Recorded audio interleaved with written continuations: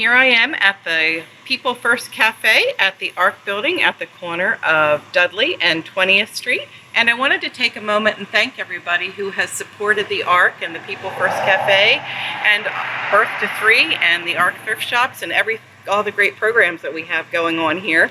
And let everybody know that in January we started out with some big dreams, and we have some great spokespeople working with us. Julie and Madeline Kearns have been helping us with our campaign and getting things started.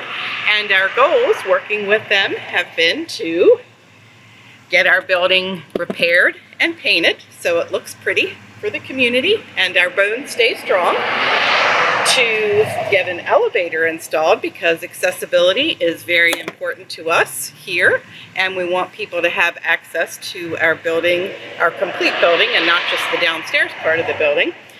But we're pretty excited to let you know that one of our goals has been met, and thanks to the support of the community and local grantors and funders, we were able to get the parking lot paved.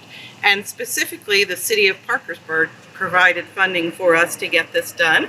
And last Friday, Brown Asphalt came and did a beautiful job.